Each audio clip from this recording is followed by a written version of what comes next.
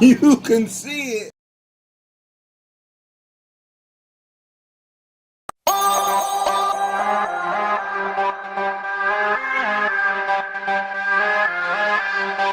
Oh my God.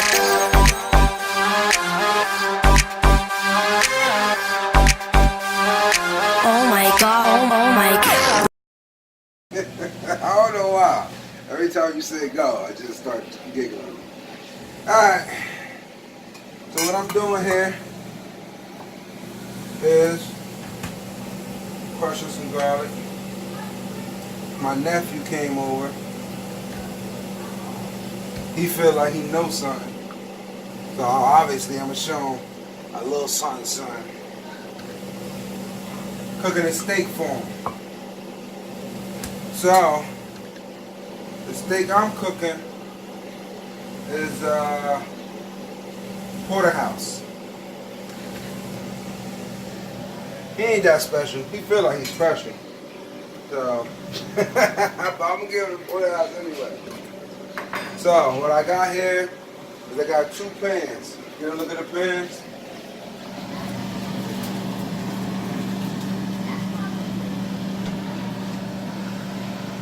With the 2 pans, what I got is some butter. Also got the porterhouses. Now these are seasoned already. I seasoned them. Took the little like pad that be underneath the steak. Took it out. Put it in a vacuum bag. Seasoned it. Still sealed it. Got it defrosted. Cutting the bag now.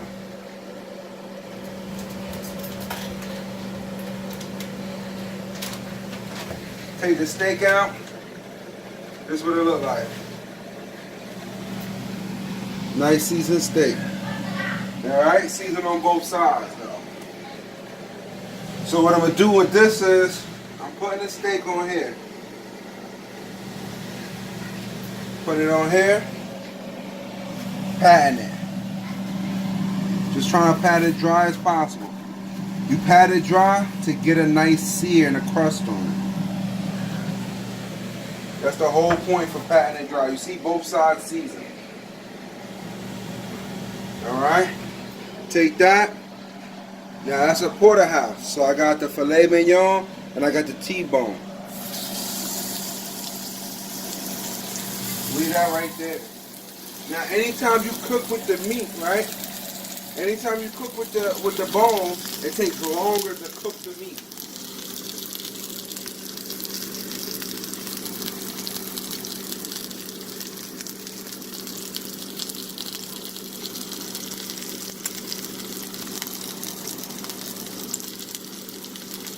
So what you got to do is, I'm back. But what you got to do is, you got to cook it slightly longer, because cooking on that bone, anything next to that bone is going to be pink and bloody and all that stuff if you don't cook it long enough. So that's in there. Got one here too. Cut this off. Real quickums.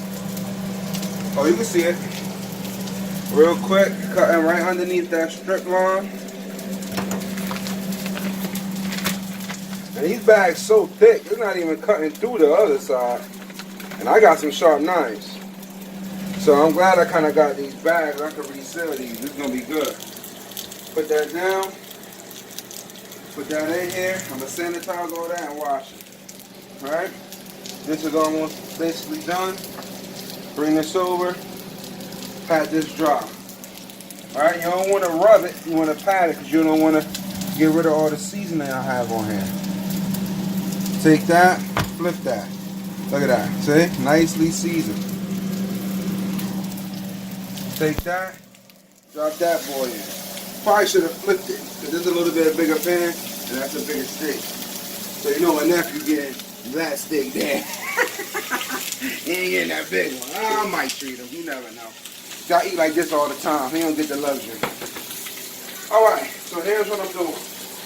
At this point, I got the crushed garlic. Steak already seasoned. Got the butter there. I'm taking the butter Putting it in the pan with the garlic.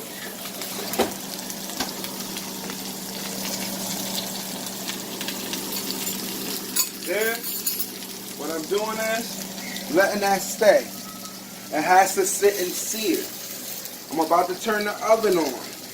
When I turn the oven on, this is going to go in the oven at about 425. I don't need it to bake and cook all the way through. I'm cooking it mostly on the top. You heard? You see I got it on a lower temperature. I got it about medium. Usually when I do my sear, I put it on high. But these steaks are not as thick. I'm going to turn it up a little bit though, just to make sure I get a nice sear. So what I'm going to do is, I'm going to keep coming back and forth and showing y'all what I'm doing with this. But in the end, you know it's going to be flavor. So I'm going to let y'all know also how the how the vacuum sealing already seasoned the steaks go when I put it in already. Seasoned. So we're going to see how that goes. So I may start doing some comparison tasting to see if I put it in unseasoned versus the seasoned already in the vacuum bag. You know, when I take it out the vacuum bag, I season it or whatnot. We'll see how that goes. But we just do a comparison. We're going to look at the steak here. Whenever you poke the steak, if you are going to poke it, they got two different tools we use to poke the steak. To turn it. Look, you go to the edge. You don't want to hit that middle. Wow. That's about ready to flip. Look at that. That's a beauty. That's a view. That is a view. Look, that's not quite ready. That's not quite ready, so we put it back. Alright? So at this point, I can actually drop in a little bit of that garlic. Right? Then when I drop in a little bit of that garlic, the next thing I can do is take this butter. You know, a little butter make it better. Butter always make it better. So take that butter, cut a nice little wedge of that off, right? Drop that in, drop that in. Take another thin piece. See, that's a thin piece, right? Take that, put that on top, right? So at this point, you know what I always do and what I always say. We're going to incorporate to make that flavor even better. To make the flavor even better, you take that and you baste that a little bit. You baste that a little bit. Alright? Get that butter on top. Get some of those, some of that garlic juice up there. Alright?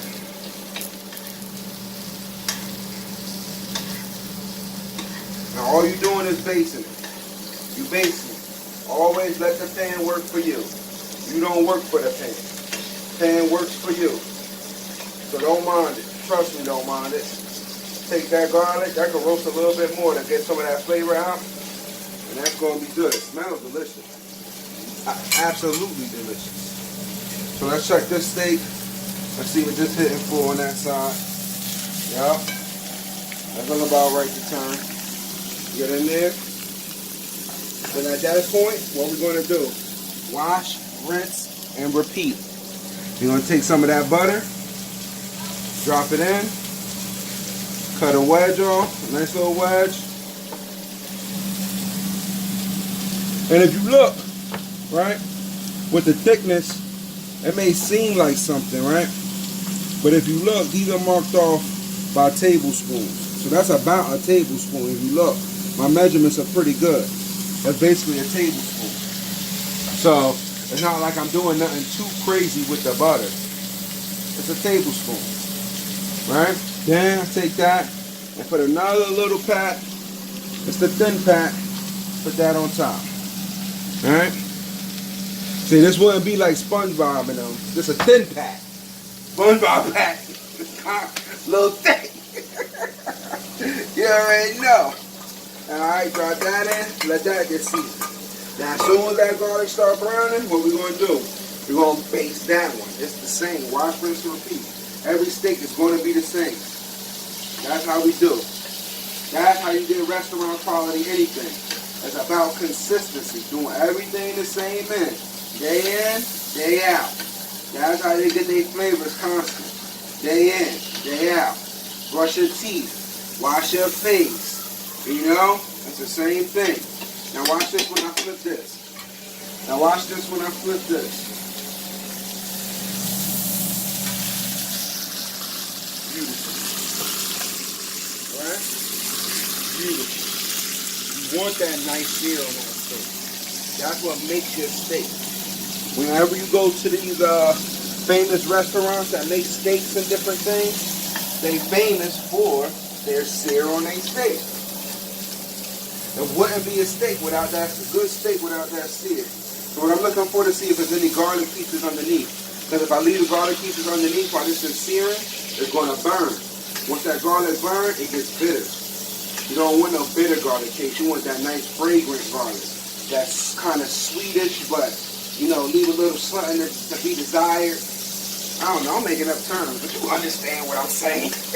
Get out of here. Yeah. Right? Now this time, guess what? With the other thick steak, I usually take it, turn it on the side. It's a porterhouse. It's not as thick. So we don't need to turn it on the side. But I'm going to take this steak, right? With this, they'll have caramelizing and stuff. And what I'm going to do, look at that. That's fine. Take that. Start basting that the same. Now this one don't have quite a handle, right? So I'm not lifting it with my hand, but grab a little towel, right? Come through on the edge, a little scoop, did it scoop, you know what I mean? Baste it, baste it.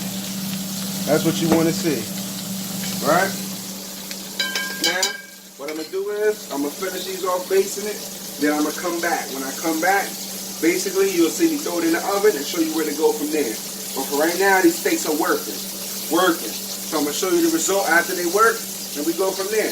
And like I always say, if you got another way to do it, if you got another little hint or tip for me that'll make my steaks better, I ain't going to say, you don't know what you're talking about, get out of here. I'm going to say, if you got a comment, leave it down below and let me know. You already know. Get out of here. That's for good. But I look for that flavor. Help me find the flavor. I'm here. Holla at me. We'll be right back. So, what we got here is nice, juicy, tender steak. Right? Wow. Just wow. Let that butter start to melt on there. You know? Nice, thick, tender, juicy steak. And what we got is deliciousness and flavor. Now what I'm going to do just for y'all is, I'm going to take a little bite. Now I'm trying to let this steak rest a little bit. But on the edge, it shouldn't hurt too much. I'm going to take a little bite. Alright? You can see that juice.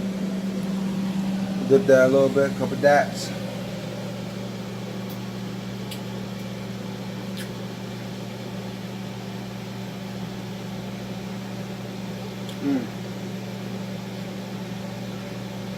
That's pretty tasty. Now, what I would change about that, I think what I would do is add a pinch of finishing salt to it. Right? I don't have the professional thick salt, right, like the, but I would just take a little pinch of finishing salt on that. Alright? And sprinkle that on there just to get that last hint of flavor. Alright? Same thing for this one. So this is my first time cooking out of that the bag with the meat already seasoned. And I think I kind of like it. Now the only difference is, like I said, I feel like I need that last pinch of salt on it. Normally I don't. I don't add anything at the end because usually it's seasoned enough. Now this is a piece of the filet mignon, or the filet mignon. All right, cut across that. Let me pick that up for you. A little dab on top. Let me see.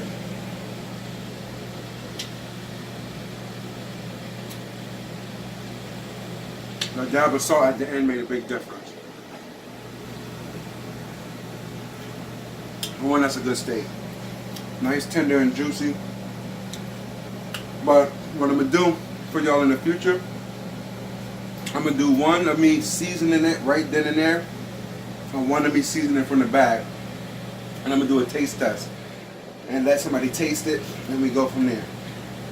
Actually, real quick, what I'm going to do as well is, off camera, let's just hear her reaction. I'm going to let her, the camera girl, try a little piece and tell me what she thinks behind the camera.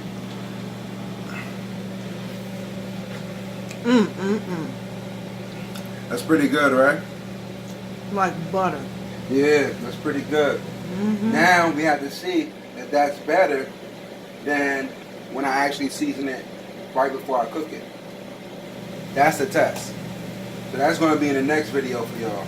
And here's a piece of the other side, the New York strip for you. New York strip is always a little tougher than the actual filet mignon, and we're going to see this one and let you know. But it's always going to be flavor.